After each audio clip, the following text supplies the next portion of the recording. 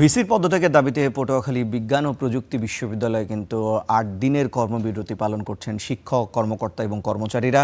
এই বিষয়ে আমরা আরও জানবো। সহকর্মী আব্দুস সালাম আরিফ আমাদের সঙ্গে সরাসরি যুক্ত আছেন। আরিফ, আজ কি কর্মসূচি চলছে এবং ক্লাস পরীক্ষা যে বন্ধ রয়েছে সেক্ষেত্রে শিক্ষার্থীরা তো আসলে একটা সমস্যার মধ্যেই পড়েছে, সেটি সমাধানে কোনো উদ্যোগ রয়েছে কিনা? জি রিশান, আপনাকে ধন্যবাদ। পটুয়াখালী বিজ্ঞান ও প্রযুক্তি বিশ্ববিদ্যালয় আজকের কিন্তু অষ্টম দিনের মতো তাদের কর্মসূচি চলছে। মূলত এটি কিন্তু ভিসির পদত্যাগের দাবিতেই মূলত প্রথম দিকে আন্দোলন শুরু হয়েছিল এবং সে আন্দোলনে বহিরাগতদের হামলার পর কিন্তু আন্দোলনটি একটি ভিন্ন মাত্রা পায়।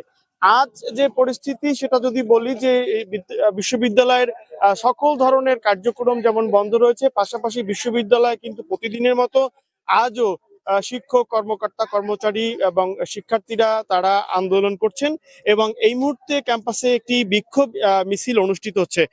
তবে বিষয়টা হচ্ছে গত ৮ দিন যাবৎ কিন্তু পটুয়াখালী বিজ্ঞান ও প্রযুক্তি বিশ্ববিদ্যালয় যে ক্যাম্পাস, এই ক্যাম্পাসে কিন্তু বিশ্ববিদ্যালয়ের যিনি ভিসি রয়েছেন কাজী রফিকুল ইসলাম, তিনি কিন্তু ঢুকতে পারছেন না বা তিনি আসছেন না। সেই ক্ষেত্রে পরিস্থিতি কিন্তু দিন দিন নাজুক হচ্ছে এবং এটি বিশ্ববিদ্যালয় ইতিমধ্যে তারা আলটিমেটাম ঘোষণা করেছেন যে যদি ভিসির পদত্যাগ না হয় তবে তাকে এই বিশ্ববিদ্যালয়ের সকল কার্যক্রম তারা অনির্দিষ্টকালের জন্য বন্ধ করে দেবে।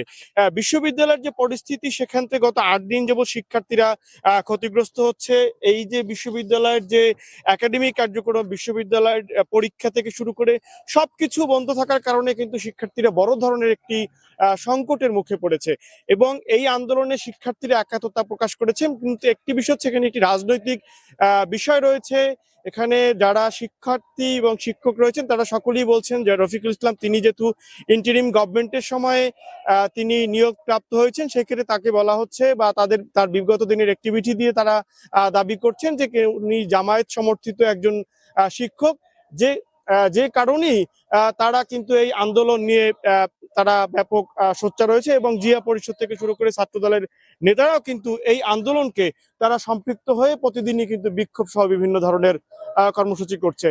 সব মিলিয়ে যদি পটুয়াখালী বিজ্ঞান ও প্রযুক্তিতে যে অচল অবস্থা সেটি কবে নাগাদ শেষ হবে সেটি কিন্তু ঠিক বলা যাচ্ছে না। পটুয়াখালী বিজ্ঞান ও প্রযুক্তি বিশ্ববিদ্যালয় থেকে আমার কাছে এই ছিল সর্বশেষ। আরিফ, আপনাকে ধন্যবাদ। দর্শক, আমরা জানছিলাম পটুয়াখালী বিজ্ঞান ও প্রযুক্তি বিশ্ববিদ্যালয়ে ভিসির পদত্যাগের দাবিতে দিয়ে অষ্টম দিনের মতো কর্মবিরতি পালন করছেন, সে বিষয়ে আমরা বিস্তারিত জানছিলাম।